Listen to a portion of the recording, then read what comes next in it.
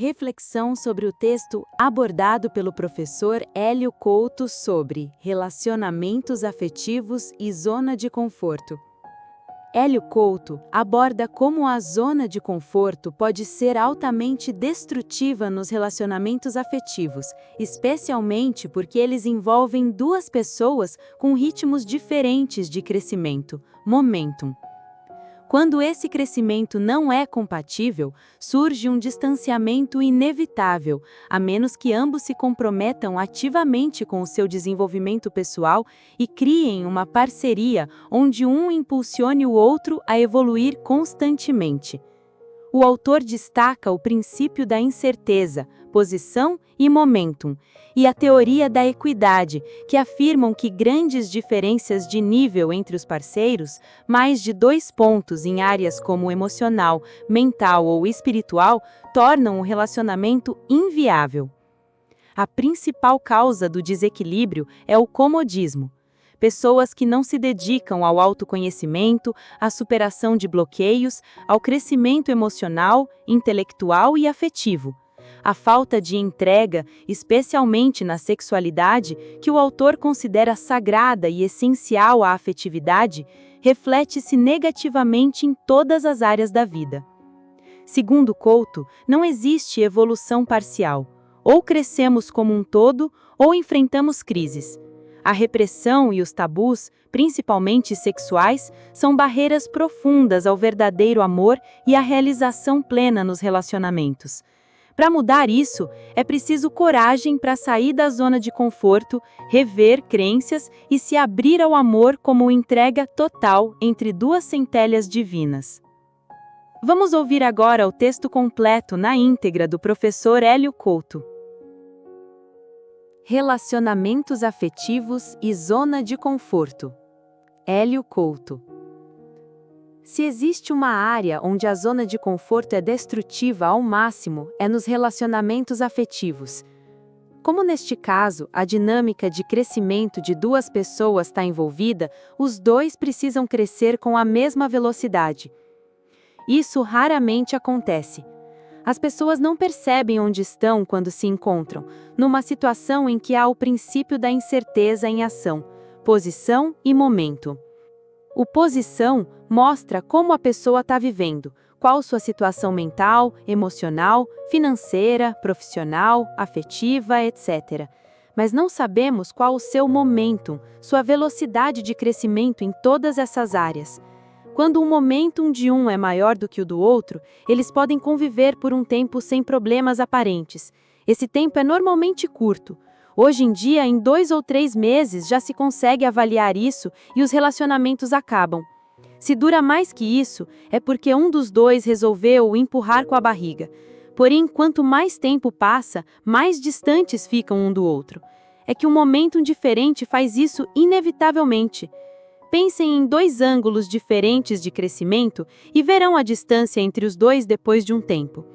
No início, quando se encontram, compartilham durante um tempo uma determinada posição. É uma faixa pequena de espaço, que logo desaparece à medida que o momentum de um dos dois se acelera. E isso acontecerá de uma forma ou de outra, a não ser que os dois criem uma hierarquia entrelaçada onde se estimulem mutuamente a crescerem juntos. E a resposta de ambos é de dar o máximo de si mesmos no seu crescimento pessoal. Assim, eles entram no mesmo momento, e isso pode ser perpetuado. Caso ambos pensem em empurrar com a barriga, a ação dinâmica do universo fará com que se mexam. É o que se chama teoria do caos. Então, um dos dois começa a crescer. O universo é um local de crescimento frenético. Ir contra isso é arrumar problema com certeza. Existe ainda uma outra questão, o princípio de equidade. Estudos dos psicólogos americanos constataram isso. Classificando-se os dois numa escala de 1 a 10, não pode haver diferença maior que 2 pontos entre ambos. Se isso acontecer, o relacionamento é inviável. Desta forma, é preciso verificar que a distância é maior que 2 pontos em cada área de vida, mental, emocional, profissional, educação, espiritual, afetiva, etc. Porque na média pode dar 2 pontos, Mas se existir uma diferença muito grande em alguma das áreas, o relacionamento ficará comprometido. Por que o momentum acaba com os relacionamentos? Por causa da zona de conforto. O fato de as pessoas não darem o melhor de si mesmas em tudo que é preciso fazer causa essa diferença. Na prática, como isso funciona? É preciso ler livros de várias áreas simultaneamente, livros difíceis. Refinar e limpar o emocional sem parar, eliminando os bloqueios, traumas, nós, tabus, preconceitos, autossabotagem, paradigma irreal, unindo-se ao todo cada dia mais, deixando o ego de lado cada dia mais, pensando no bem do outro mais que no próprio, dando mais do que recebe, crescendo afetiva e sexualmente sem parar. E aqui temos um grave problema até hoje não resolvido pela humanidade. Se existe tabu, esse é. E por que esse é tabu? Porque é aqui que está a afetividade e o amor. É preciso dar, é preciso baixar os escudos, é preciso ser humano, é preciso pensar no prazer do outro, é preciso fazer com amor e não mecanicamente. É preciso aprofundar o sentimento cada vez mais. A intimidade tem de crescer sem parar. O que vemos hoje na humanidade? Uma relação sexual termina quando um dos dois tem um orgasmo. E como são necessários apenas alguns minutos para que isso aconteça, vocês já sabem como fica a afetividade. 0. Essa é a norma.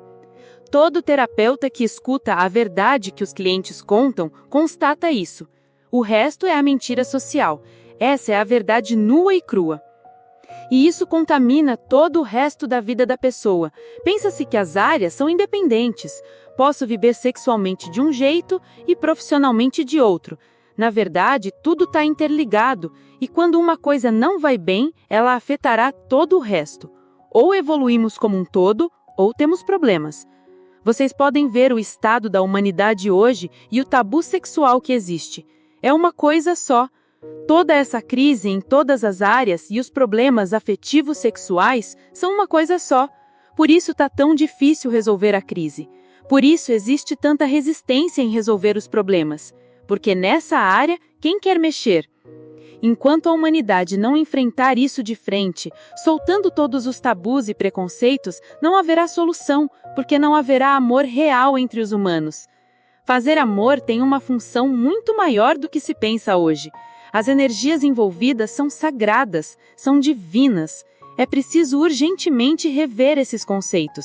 O sexo é sagrado. Tem de ser feito como um ato divino, entre duas centelhas divinas. E o que faz uma centelha divina? Ela se doa sem parar. Hélio Couto.